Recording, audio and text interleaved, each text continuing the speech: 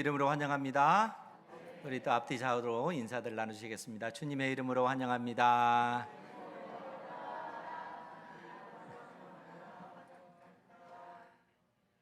제가 개인적으로 좋아하는 게 시편이 시편 19편입니다.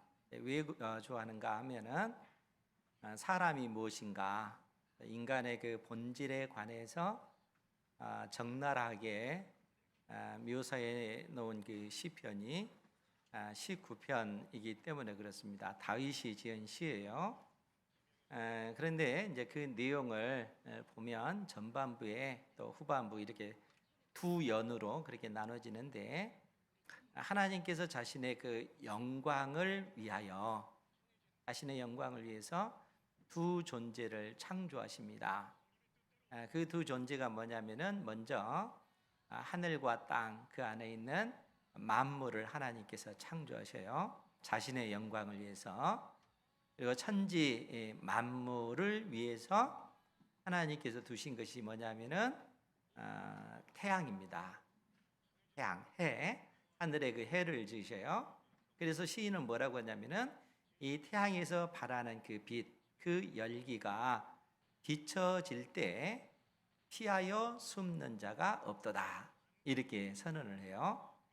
그러니까 이 천지 만물이 그 태양에서 나오는 그 열기를 받기 위하여 피하여 숨지 않는다는 거예요. 왜냐하면 그 열기를 통해서 모든 어떤 생명 있는 것들이 그 생명력을 발할 수가 있기 때문에 그런 것입니다. 그래서 태양빛에서 나오는 그 빛이 쫙 비춰질 때 그 열기에 피하여 숨는 자가 없도다, 이렇게 선언하고 나서 다윗이 또 뭐라고 얘기했냐면은, 하나님께서 자신의 영광을 위해서 천지 만물 외에 또 다른 존재를 지었는데, 그 존재가 누구라고요?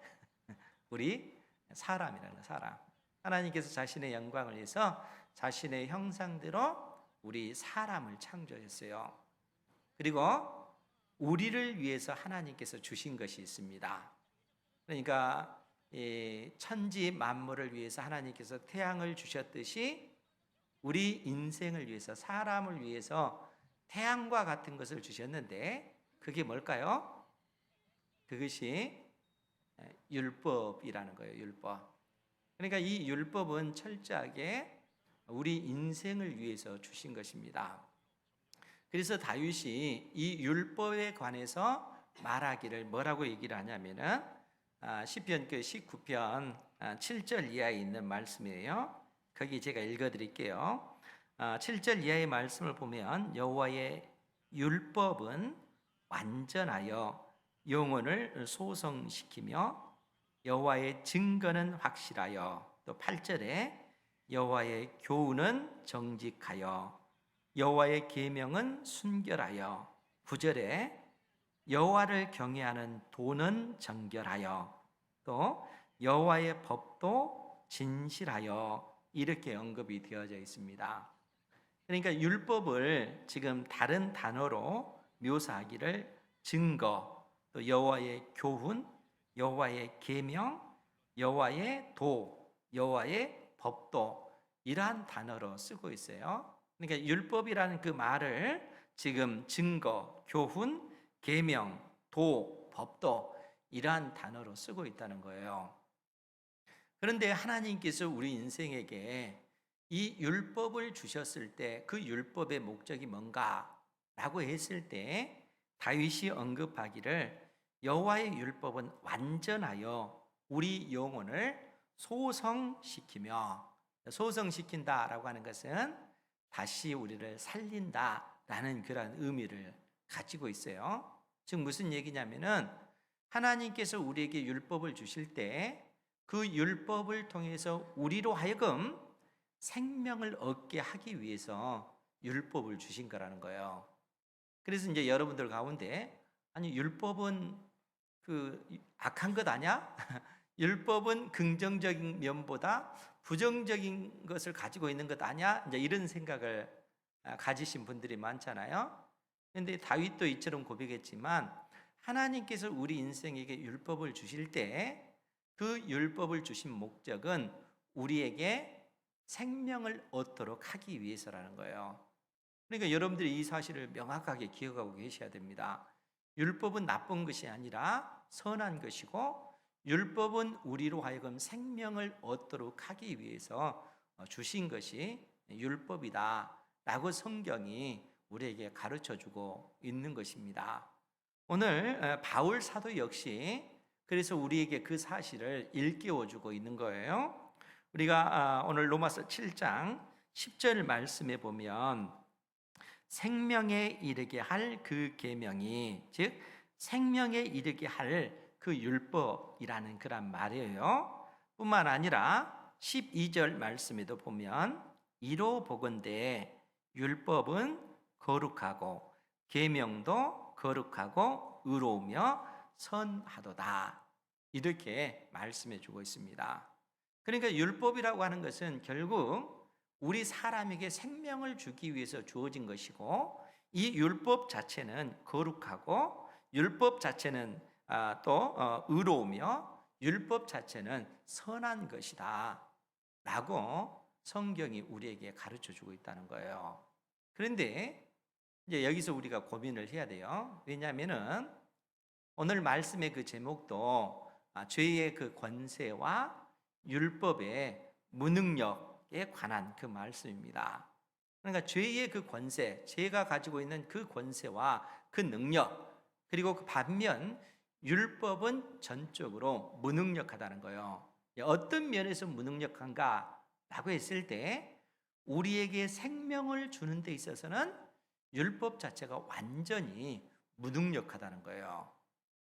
여러분 생각해 보세요. 하나님께서 율법을 우리에게 주실 때는 우리에게 생명을 주시기 위해서 율법을 주셨는데, 정작 율법은 우리에게 생명을 주는 것이 아니라 우리에게 영원한 생명을 주는 데 있어서는 완전히 무능력한 그런 존재라는 거예요. 그것이 율법이라는 거예요.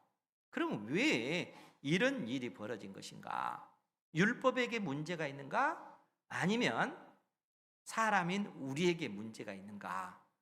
오늘 말씀을 통해서 그래서 여러분들은 인생이 뭘까? 사람이 뭘까? 아니, 나라고 하는 존재는 어떤 존재일까? 여러분들 속에 있는 죄의 그 권세, 죄라고 하는 것, 여러분들 속에 다 죄가 있어요. 죄의 실체가 있어요. 이 죄라고 하는 것이 어떻게 내 마음속에 작용하고 있는가? 하나님께서 우리에게 진리를 가르쳐 주고 있는 거예요. 사람이 어떤 존재인가? 우리 속에 있는 죄라고 하는 것이 어떤 실체를 가지고 있는가? 어떤 권세와 능력을 가지고 있는가? 그 사실을 성경이 우리에게 가르쳐 주기를 원하고 계시다는 거예요. 그런데 오늘 우리가 로마서 7장 7절에서 사실 25절까지 이 말씀의 의미를 이해하기 위해서 먼저 봐야 될 그 구절이 5절 말씀입니다. 여러분 이 5절 말씀을 보면 우리가 육신에 있을 때에는 율법으로 말미암는 죄의 정욕이 우리 지체 중에 역사하여 우리로 사망을 위하여 열매를 맺게 하였더니, 그러니까 5절에 있는 이 말씀의 의미가 오늘 7절부터 25절 말씀에 해당되는 내용입니다. 또 반면 6절 말씀에 보면 정반대의 말씀을 해주고 있어요. 이제는 우리가 얽매였던 것에 대하여 죽었으므로 율법에서 벗어났으니 이러므로 우리가 성령의 새로운 것으로 섬길 것이요, 즉 성령의 그 열망에 따라서 성령의 그 열매를, 즉 거룩함의 열매, 의로움의 그 열매를 맺을 것이며 그 얘기예요. 그러니까 성령의 새로운 것으로 섬길 것이요 율법 조문에 묵은 것으로 아니할 것이다. 성령의 그 어떤 그 열정, 성령의 그 열심으로 우리가 거룩함의 그 열매를 맺어서 그로 인해서 하나님 앞에 영광을 돌려야 된다, 그 얘기예요. 그러니까 이 6절에 있는 내용은 실상 8장에 나오는 그 내용을 언급해 주고 있습니다. 그러면 보다 구체적으로 5절에 있는 이 말, 우리가 육신에 있을 때에 이 말이 의미하는 바가 뭘까 하는 거예요. 이게 이제 굉장히 중요한 그런 말씀이에요. 그러니까 여러분들도 육신에 있을 때가 있었습니다. 이 육신을 이제 사륵스라고 하는데 살 덩어리 자체를 얘기해요. 우리 살 여기 만져지는 살 있죠? 이 살 자체를 사륵스라고 하는데 그 의미는 부패한 우리의 그 육체를 의미한다는 거예요. 즉 무슨 얘기냐면은 지금 우리가 육신에 있을 때라고 하는 말은 우리가 예수 그리스도를 믿기 전 상태, 즉 첫사람 아담에 속해 있을 때의 그 모습을 얘기해 주고 있는 거예요. 그러니까 여러분들도 예수님 믿기 전에는 첫사람 아담에게 속한 것입니다. 첫사람 아담에게 속했다라고 하는 것은 무슨 얘기냐면은 죄와 사망이 왕노릇하는 그러한 상태에서 여러분들이 살고 있었다는 거예요. 그러니까 여러분들은 죄와 사망의 그 권세 아래서 씨름할 수밖에 없었고 그 죄와 사망이 왕노릇하기 때문에 여러분들이 이 세상을 떠난다 할지라도 영원한 그 지옥에 던져지게 됐다는 거예요. 왜냐하면 사망이 왕이기 때문에. 그것이 예수 그리스도를 믿기 전 상태, 첫사람 아담의 질서에 속해 있었을 때 우리의 모습이라는 거예요. 그런데 그런 우리가 아담의 질서에서 그의 사랑의 아들의 나라로 옮겨진 상태가 됐다는 거예요. 즉 예수님을 믿음으로 말미암아, 즉 둘째 아담 대신 예수 그리스도를 믿음으로 말미암아 이제는 죄와 사망이 왕노릇한 것이 아니라 우리는 이 죄와 사망의 왕노릇에서 벗어나서 이제는 하나님의 은혜가 왕노릇하는 그러한 상태로 우리가 옮겨졌다는 거예요. 흑암의 권세에서 그의 사랑의 아들의 나라로 옮겨진 상태가 됐다는 거예요. 그러니까 지금 5절 말씀은 우리가 옮겨지기 전 상태, 즉 첫사람 아담의 그 질서 속에 있는 상태, 이때의 그 모습이라는 거예요. 이때 우리의 모습은 어땠습니까? 지금 그래서 바울 사도가 5절에 뭐라고 얘기합니까? 우리가 육신에 있을 때는 율법으로 말미암는 죄의 정욕, 율법 때문에 우리 마음속에 죄의 그 열망이 그야말로 그 불타오르듯이 죄의 그 열망이 우리 속에 타올랐다는 거예요. 죄에 대한 그 열정이 우리 지체 중에 역사하여 우리로 하여금 사망을 위하여 열매를 맺도록 만들었다는 거예요. 그러니까 예수님을 믿기 전 상태에, 즉 우리 마음속에 어떤, 그러니까 예수님을 믿기 전 상태는 이 세상에 속한 모든 사람들이잖아요. 그리고 또 율법 아래에 있는 모든 사람들, 예수님을 믿지 않는 그 유대인들 가운데 율법 아래에 있는 사람들 있잖아요. 그러한 사람들은 전부 다 이 율법 때문에 오히려 우리 마음속에 죄의 열망이 막 불일듯 일어났다는 거예요. 그 열망 때문에 결국 그들이 맺을 수밖에 없는 것이 사망의 열매였다는 거예요. 이 내용을 조금 이따 좀 더 구체적으로 그렇게 설명을 하겠습니다. 그렇기 때문에 이러한 어떤 우리의 그 모습 때문에 오늘 로마서 7절 말씀, 7장 7절 말씀에 바울 사도가 뭐라고 얘기를 하냐면은 그런즉 우리가 무슨 말을 하리요? 율법이 죄냐?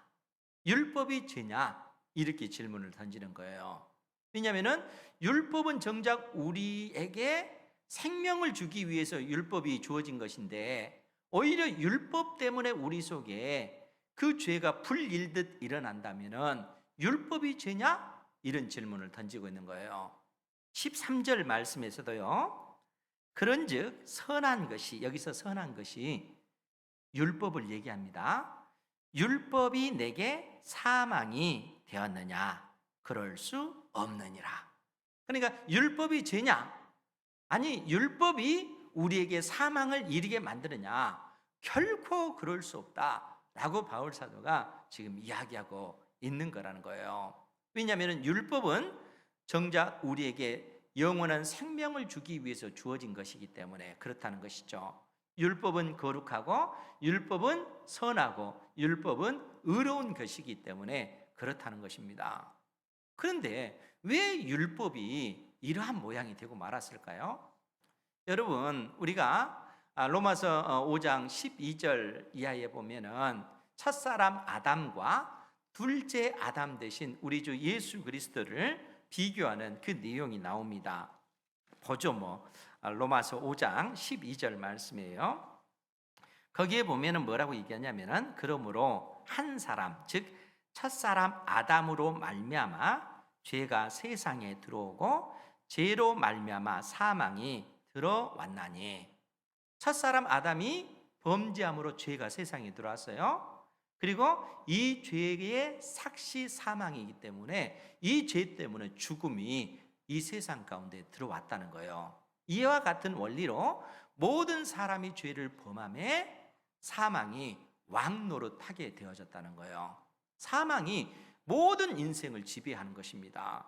그런데 바울 사도는 이러한 언급을 하고 나서 13절 이하에서 뭐라고 얘기했냐면은 죄가 율법 있기 전에도 세상에 있었으나 율법이 없었을 때에는 죄를 죄로 여기지 아니하였느니라.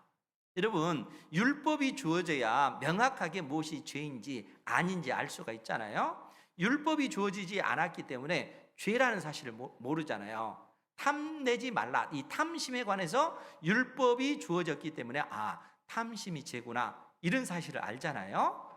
그런데 첫사람 아담 때로부터 율법이 주어지는 그 모세 때까지 하나님께서 율법을 모세를 통해서 주신 거거든요. 그러니까 그때까지 율법이 주어지지 않았어요. 그러니까 무엇이 죄다 명확하게 규정이 되어 있지 않는 이런 상황 속에서도 여전히 사망이 왕노릇한 겁니다. 왜 사망이 왕노릇했겠어요? 죄가 무엇이다 이렇게 규정하지 않았지만 이미 죄가 세상에 들어와 있기 때문에 그렇다는 거예요. 그런 상황 속에서 율법이 딱 주어졌을 때 이 율법은 우리 사람에게 생명을 주기 위해서 율법을 주어진 거라는 했잖아요. 그런데 율법이 사람에게 생명을 주었습니까? 이 율법을 지켜 행하면 너희들이 살리라, 영원한 생명을 얻으리라, 하나님께서 이렇게 말씀해 주셨는데, 문제는 율법을 지켜 행하여 영원한 생명을 얻을 인생이 없다는 거예요. 오히려 죄는, 이 죄의 권세는 첫사람 아담의 그 질서 속에 율법이 주어졌음에도 불구하고 오히려 이 율법 자체가 이 죄의 권세 아래 신음하면서 철저하게 무능력하는 거예요. 우리에게 영생을 주지 못하는 거예요. 오히려 죄가 이 율법을 이용해서 우리로 하여금 더 범죄하도록 만드는 거예요. 여러분 놀랍지 않아요? 그것이 죄의 권세라는 거예요. 죄의 그 권세와 능력이라고 하는 것은 엄청나서 오히려 하나님께서 우리에게 주신 그 선한 율법마저도 이용해서 우리로 하여금 범죄하도록 만드는 것이 죄의 권세요, 죄의 그 능력이라는 거예요. 바울 사도가 우리에게 그 사실을 지금 가르쳐 주려고 하는 것입니다. 그렇기 때문에 오늘 7절 말씀을 보면은 이제 보다 구체적으로 볼게요. 로마서 7장 7절 말씀입니다. 그런즉 우리가 무슨 말을 하리요? 율법이 죄냐? 결코 그럴 수 없느니라. 율법으로 말미암지 않고는 내가 죄를 알지 못하였으니 곧 율법이 탐내지 말라 하지 아니하였더라면 내가 탐심을 알지 못하였으리라. 여기 7절 말씀에 보면 내가 탐심을 알지 못하였으리라, 나라고 하는 사람이 등장하잖아요. 이 사람이 누구겠어요? 로마서를 누가 기록했어요? 바울 사도가 기록했잖아요. 여기서 나라고 하는 사람은 바울 사도 자신을 이야기하는 것입니다. 그러니까 바울 사도가 뭐라고 지금 얘기를 하냐면은 내가 죄를 알지 못하였으니 곧 율법이 탐내지 말라 하지 아니하였더라면 내가 탐심을 알지 못하였으리라. 바울 사도가 그렇게 지금 얘기하고 있는 거예요. 그런데 여러분, 우리가 빌립보서 3장 5절 6절 말씀에 보면 바울 사도가 자기 자신에 대해서 소개를 하면서 뭐라고 얘기했냐면은 나는 이 땅에서 태어난 지 8일 만에 할례를 받은 사람이다. 뿐만 아니라 이스라엘 족속이요. 나는 이스라엘 족속이요. 베냐민 지파요. 히브리인 중에 히브리인이다. 즉 그 말은 나는 이 땅에 태어나서 철저히 율법을 지키는 삶을 살아왔다라고 얘기하는 거예요. 그러면서 바울 사도가 뭐라고 얘기했냐면 율법의 의로는 흠이 없는 자라. 자기 자신을 율법의 의로는, 율법을 지켜서 갖게 되는 그 의로움으로는 나는 흠이 없는 사람이다 라고 얘기해요. 바울 사도가 자기 자신에 대해서 나는 율법을 온전히 지켰다 그 얘기예요. 나는 흠이 없는 사람이다 이렇게 얘기합니다.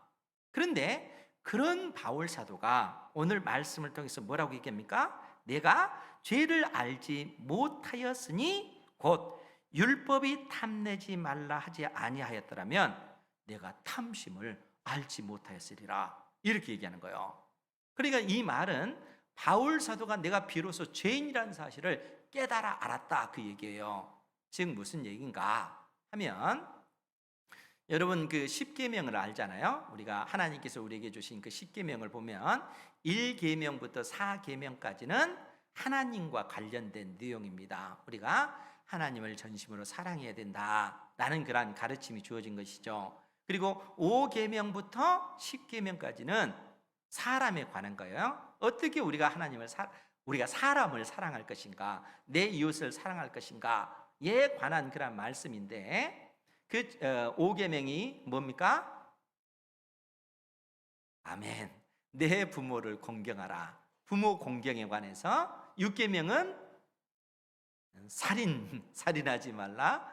또 7계명은 간음하지 말라. 8계명은 도둑질하지 말라. 또 9계명은 내 이웃에 대해서 거짓 증거하지 말라. 그런데 그 내용들을 보면은 다 말과 행동에 관련된 내용이에요. 부모를 공경하는 것, 말과 행동으로서 살인하지 않는 것, 또 간음하지 않는 것, 도둑질하지 않는 것, 내 이웃에 대해서 거짓 증거하지 않는 것, 다 말과 행동과 관련된 거예요. 그런데 10번째 계명이 뭡니까? 내 이웃의 집을 탐내지 말라. 내 이웃의 집이라고 하는 것은 내 이웃의 집에 있는 것, 내 이웃의 아내, 또 내 이웃의 남종, 여종, 내 이웃의 소나 나귀, 내 이웃의 집에 속한 그 모든 것을 탐내지 말라 하는 거예요.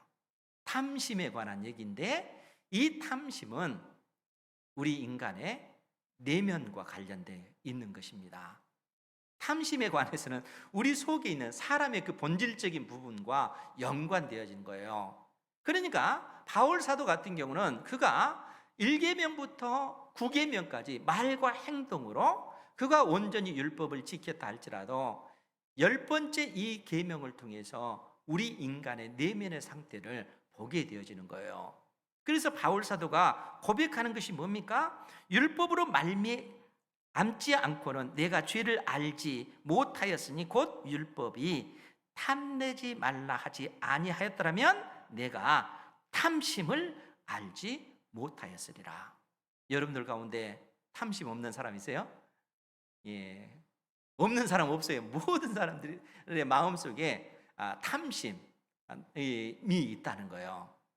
모든 사람의 마음속에 있는 것입니다. 그것이 우리 인간의 본질적인 모습이에요. 그런데 바울 사도는 그러한 상황 가운데 있는 우리에게 뭐라고 얘기를 하냐면은 8절 말씀에 보면 그러나 죄가 기회를 타서 계명으로 말미암아 즉 율법으로 말미암아 내 속에서 온갖 탐심을 이루었나니 이는 율법이 없으면 죄가 죽은 것임이라.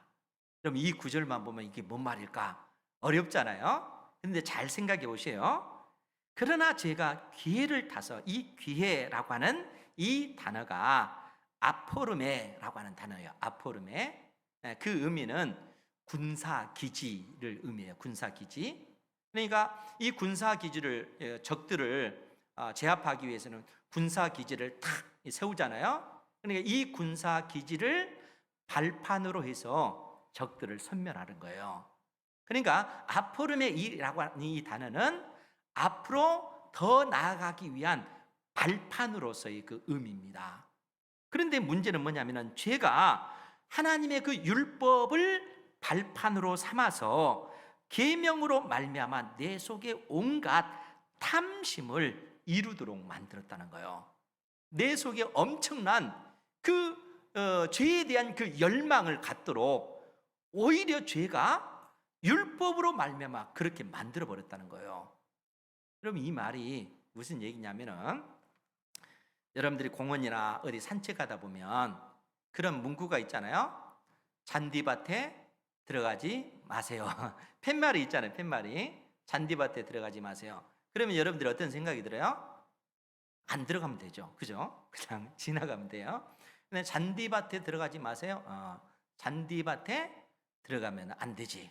이렇게 딱 생각을 했는데 무심코 그 파란 잔디를 쫙 봤어요. 정말 예쁜 잔디. 그리고 그 위에 가면 포근할 것 같아요. 저 파란 잔디에 누워서 저 하늘의 파란 하늘을 바라보면 얼마나 행복할까. 문득 그 생각이 들어요. 그래서 제가 주변을 살피고 나서 저 잔디밭에 들어가면 정말 행복할 것 같아. 그래서 잔디밭에 탁 들어가서 딱 누웠어요. 파란 하늘을 딱 우러러보니까 얼마나 행복하겠어요. 그죠? 정말 정말 행복하다 이러고 있는데 갑자기 경비 아저씨가 호루라기를 훅 불면서 아니 당신 뭐야? 잔디밭에 들어가지 말라고 했잖아 라고 이렇게 소리를 치는 거예요. 그 순간 어떤 생각이 들겠어요? 그 행복한 그 생각은 완전히 사라지고 나는 범법자, 그 잔디밭에 들어간 그 범법자로 그렇게 되어진 거죠. 그런데 여러분 생각해 보세요. 잔디밭에 들어가지 마세요. 만약에 그런 문구가 없었다면 그런 생각 자체도 하지 않는 것이죠. 그런데 잔디밭에 들어가지 마세요라고 하는 그것 때문에 생각하게 되고 그 잔디밭을 보게 되고 잔디밭에 들어가면 누워서 하늘을 보면 정말 행복하겠다 이 생각이 들었다는 거예요. 마치 죄가 우리에게 율법을 이용할 때 그와 같은 모습이라는 거예요.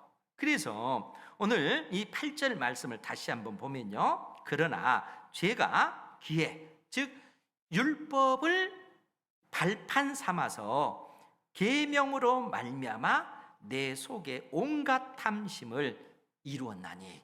그 온갖 탐심이 뭐겠어요? 잔디밭에 누우면 정말 행복할 것 같아. 그런 욕망이 내 속에 불일듯 일어나는 거예요. 그러니까 내 속에 있는 죄가 그 계명을 발판 삼아서 오히려 그 잔디밭에 누우면 정말 행복할 거야. 이런 열망을 일으켜 세운다는 거예요. 그러니까 내 속에 있는 그 죄가 계명을 이용해서 그렇게 만드는 것입니다. 온갖 탐심을 이뤘나니 이는 율법이 없으면 죄가 죽은 것이라. 잔디밭에 들어가지 마세요. 이 계명을 보지 않았다면 그런 생각이 안 들었을 거 아니에요. 그런데 그 계명 때문에 오히려 그 율법이 없으면 죄가 죽었을 텐데 그 계명 때문에 오히려 죄는 살아나고 나는 오히려 죽는, 나는 사망으로 갈 수밖에 없는 그런 상황이 되어졌다는 거예요. 바울 사도가 우리에게 그 사실을 지금 가르쳐주고 있는 거예요. 그래서 9절에서도 뭐라고 얘기냐면은 전에 율법을 깨닫지 못했을 때에는 내가 살았더니, 율법이 없었을 때는 죄가 드러나지 않았잖아요. 내가 살았더니 계명, 율법이 이름에 죄는 살아나고, 즉 잔디밭에 들어가지 마세요 라고 하는 이것 때문에 결국 내 속에 온갖 그 탐욕이 일어나는 것을 통해서 죄는 살아나고 나는 죽었도다. 나는 사망에 이르는 열매를 맺을 수밖에 없는 그런 상황이 되어버렸다는 거예요. 그러니까 여러분, 이 죄라고 하는 것이 우리에게 하나님께서 주신 선한 그 율법마저도 이용해서 오히려 우리 속에 죄를 더더욱 그 죄를 불일듯 일어나도록, 죄의 열망을 갖도록 만든다는 거예요. 그것이 우리 사람 속에 있는 죄의 실체라는 거예요. 그러니까 이것이 저에게만 해당되는 문제 아닙니다. 여러분 모두에게 다 해당되는 그러한 문제라는 거예요.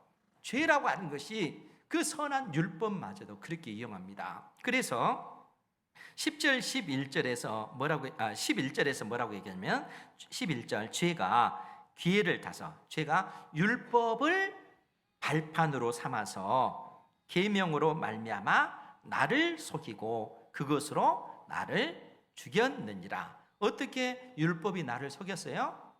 잔디밭에 들어가지 마세요 라고 했는데 문득 보니까 파란 잔디밭이 너무너무 아름답고 저 잔디밭에 누워서 하늘을 바라보면 얼마나 행복할까 하는 생각이 들잖아요. 죄가 우리를 속이는 것입니다. 막상 그 잔디밭에 딱 누워서 하늘을 봤을 때 얼마나 행복해요? 근데 그것이 영원한 것이 아니라 경비 아저씨가 호루라기를 불면서 당신 왜 그 잔디밭에 들어가서 그렇게 누워 있습니까? 잔디밭에 들어가지 마세요. 이 문구가 안 보입니까? 라고 했을 때 나의 모든 행복은 산산조각 나고 나는 범죄자로 죄인으로 낙인치 그여 만다는 거예요. 그것이 죄가 우리 인생을 속이는 거라는 거예요. 여러분 사람들이 살다 보면 특히 이제 나이가 들어가다 보면 육신적으로 연약해지고 또 일할 수 있는 어떤 그러한 것이 한계가 오다 보면은 인생에게 가장 필요한 것이 뭘까? 그래도 뭐니 해도 돈이 사람이 이 땅에서 행복하게 살 수 있는 가장 중요한 가치야. 사람들이 이렇게 생각하잖아요. 돈이 가장 중요해. 많은 사람들이 이렇게 생각할 수밖에 없잖아요. 왜냐하면 돈이 있으면 그 모든 것이 되어진다고 우리는 생각하기 때문에. 그런데 여러분 생각해 보세요. 이것이 바로 죄가 우리를 속이는 거라는 거예요. 그러니까 돈이 최대 그 가치다. 우리 인생의 행복을 결정짓는 그런 가치다라고 생각한다면 사람들이 어떻게 하겠어요? 수단과 방법을 가리지 않고 그 돈을 얻기 위해서 노력하겠죠. 그리고 그 돈을 얻었을 때 결국 드러나는 것이 뭡니까? 이 죄에 대해서 속은 것이죠. 행복이 아니라 오히려 그 모든 과정, 그 절차를 무시하고 부정한 방법으로 결국 치대겠더니 결과적으로 나타나는 것이 죄인이다, 범법자다, 죄를 범하였다 이렇게 판명이 되지 않습니까? 그러니까 죄가 결국 우리 인생을 속인다는 거예요. 죄라고 하는 것은 끊임없이 오히려 계명을 이용해서 우리 인생들을 속이고 그 인생들을 속여서 사망의 열매를 맺도록 만드는 것, 그것이 첫사람 아담의 질서에 속한 인생들이 사는 삶의 방식이라는 거예요. 그러니까 이 죄라고 하는 것이 그만큼 무서운 것이 하나님께서 율법을 주셨음에도 불구하고 그 율법마저도 이용하는 것이 그 죄의 그 권세요, 죄의 그 능력이라는 거예요. 그 율법 자체가 우리 인생에게 그처럼 무능력한 것이 되고 만 것이라는 것이죠. 그래서 바울 사도가 13절에서 뭐라고 얘기합니까? 13절 말씀에 보면 그런즉 선한 것이 선한 그 율법이 내게 사망이 되었느냐? 그럴 수 없느니라. 율법을 지키지 못함으로 결국 인생들에게 남는 것이 뭐예요? 율법의 저주 아래 있게 되어졌잖아요. 죄의 삭시 사망이기 때문에 영원한 사망을 받을 수밖에 없잖아요. 율법의 저주를 받을 수밖에 없는 거예요. 율법이 우리를 살리기 위해서 주신 그 율법이 우리가 율법을 지키지 못함으로 오히려 율법의 저주 아래 매인바 되어졌다는 거예요. 그것이 첫사람 아담의 질서에 속한 모든 사람들의 그 모습이라는 겁니다. 그러니까 우리 주님께서 이 율법의 그 저주를 받은 바 되사 십자가에 못 박혀 죽으신 것입니다. 우리 주님께서 예수 그리스도 안에 있는 우리 모두의 그 죄를 짊어지시고 율법의 저주를 받으셔서 죽으신 것이죠. 그리고 우리 주님께서 그 죽음의 권세를 깨뜨리시고 부활하심으로써 이제는 죄와 사망의 권세가 아니라 은혜가 왕노릇하는 그의 사랑하는 아들의 나라로 우리를 옮겨주셨다는 거예요. 그래서 여러분들은 첫사람 아담의 질서에 속한 것이 아니라 이제는 하나님의 그 은혜가 왕노릇하는 우리 주 예수 그리스도 안에서 은혜가 왕노릇하는 그 질서 속에서 우리가 살아간다는 거예요. 그래서 지금 바울 사도가 그 은혜의 영역에 있지 아니하고 죄와 사망의 그 영역 아래에 있는 그 인생들에 관해서 지금 13절 말씀에서 뭐라고 얘기했냐면, 그런즉 선한 그 율법이 내게 사망이 되었느냐? 그럴 수 없느니라. 오직 죄가 죄로 드러나기 위하여 선한 그것으로 말미암아 나를 죽게 만들었으니, 이는 계명으로 말미암아 죄로 심히 죄되게 하려 함이라. 결국 이 말씀이 무슨 얘기예요?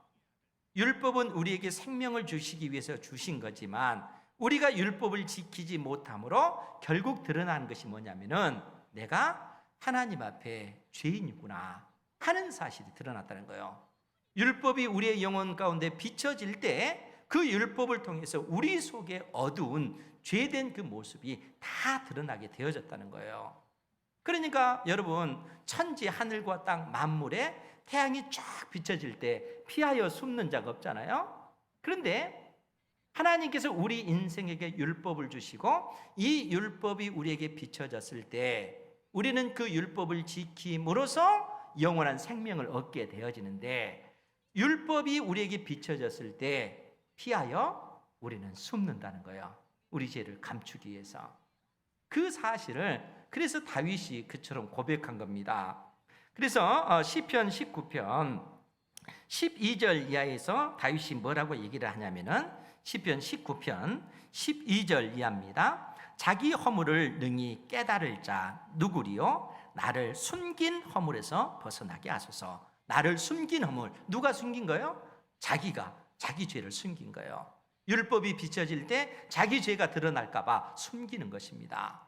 그런데 다윗이 그 하나님 앞에 나를 숨긴 허물에서 벗어나게 해 주십시오. 13절에 또 주의 종에게 고의로 죄를 짓지 말게 하사. 고의로 죄를 짓는다는 말이 뭐예요? 이게 죄라는 것을 알면서도 죄를 짓는 거예요. 잔디밭에 들어가지 마세요. 그 문구가 있음에도 불구하고 그 잔디밭에 들어감으로써 스스로 범죄하는, 그것이 우리 인생의 그 모습이라는 거예요. 죄를 짓지 말라는 걸 알면서도 죄를 짓는다는 거예요. 여러분, 다윗을 생각해 보세요. 우리아의 아내 그 밧세바를 보면서 그 속에 음욕이 불일듯 일어나잖아요. 여러분 생각해 보세요. 자기에게 충성스러운 부하 우리아잖아요. 우리아의 그 아내를 범하면 안 된다는 것을 몰랐겠어요? 알잖아요. 그럼에도 불구하고 그 마음속에 일어나는 그 음란한 그 욕심을 그가 제어하지 못하고 결국 범죄하잖아요. 알면서도 짓는다는 거예요. 그러니까 이러한 알면서도 짓는 이 죄를 짓지 말게 하사 그 죄가 나를 주장하지 못하게 하소서. 결국 우리 인생에, 우리 사람의 그 마음속에는 죄라고 하는 그 실체가 있다는 거예요. 이 죄는 끊임없이 우리로 하여금 범죄하도록 만들고 기회를 타서 우리로 하여금 더더욱 우리 마음속에 탐심이 불릴듯 일어나도록 만드는 그런 실체가 바로 죄라는 거예요. 그러니까 이러한 사실을 다윗이 깨달았을 때 어떻게 하겠어요? 자기의 어떤 그 비참한 그 모습을 보면서, 그래서 14절 이하에서 뭐라고 얘기했냐면, 나의 반석이시오 나의 구속자이신 여호와여, 내 입의 말과 마음의 묵상이 주님 앞에 연락되기 원하나이다. 다윗이 절규하면서 하나님 앞에 고백하는 거예요. 나의 반석이시오 나의 구속자이신 여호와여, 내 입의 말, 내 입을 통해서 토해내는 모든 그 회개의 말, 그 마음의 묵상, 깨닫게 되어지는 그 모든 것들을 하나님 앞에 고백하오니, 하나님 이런 나를 불쌍히 여겨주십시오. 하나님만이 나의 반석이시고 나의 구속자이시기 때문에 그렇습니다. 절규하면서 다윗이 하나님 앞에 이처럼 부르짖습니다. 다윗만 그렇습니까? 바울 사도 역시 마찬가지입니다. 여러분, 로마서 7장 24절 말씀에 보면 다윗이 뭐라고 얘기를 하냐면은, 오호라 나는 곤고한 사람이로다. 즉 예수 그리스도를 믿기 전에 그 다윗의 그 모습을 얘기하는 거예요. 오호라 나는 곤고한 사람이로다. 이 사망의 몸에서 누가 나를 건져내랴. 우리 주 예수 그리스도로 말미암아 하나님께 감사하리로다. 이렇게 고백하고 있는 거예요. 누가 이 절망스러운 몸, 누가 이 곤고한 이 나의 몸, 이 사망의 몸에서 누가 나를 건져낼 것인가? 우리 주 예수 그리스도 외에는 없다는 거예요. 오히려 이 죄의 그 권세와 그 능력은 하나님께서 우리에게 주시는 그 선한 율법마저도 악용해서 오히려 더더욱 우리를 하여금 더 죄악의 그 깊은 곳으로 끌고 간다는 거예요. 그것이 죄의 권세와 그 능력이라는 거예요. 그러니까 이러한 어떤 죄의 권세와 그 능력에서 벗어날 인생이 있겠는가 하는 거예요. 죄와 사망의 그 권세 아래 벗어날 수 있는 인생이 없다는 겁니다. 오직 우리 주 예수 그리스도의 은혜가 아니면 우리는 살 길이 없다는 거예요. 그래서 하나님께서 우리를 그 흑암의 권세에서 그의 사랑의 아들의 나라로 옮긴 것이죠. 우리는 더 이상 죄와 사망의 그 권세 아래 있는 것이 아니라 하나님의 은혜의 영역 아래 있는 것입니다. 이 믿음 가운데 살아가시기 바랍니다. 그렇기 때문에 우리가 이 땅에서 어떤 삶을 살아야 되는가? 죄의 그 정욕, 죄의 그 욕망에 이끌린 그러한 삶이 아니라 6절에 표현된 대로 이제는 내 안에 성령의 그 열망, 성령께서 간절히 원하는 그 열망에 따라서 의로움의 열매, 거룩함의 열매를 맺는 삶을 살아가야 하는 것이죠. 그것이 예수 그리스도를 믿는 하나님의 자녀들이 이 세상 속에서 구별되어 살아가는 삶의 방식이라 하는 것입니다. 우리 안에 계신 진리의 성령을 의지하여 그러한 믿음의 삶을 살아감으로 하나님 앞에 의의 열매를 맺어가는 그러한 우리 은행교회 모든 성도 되기를 주님의 이름으로 축원드립니다.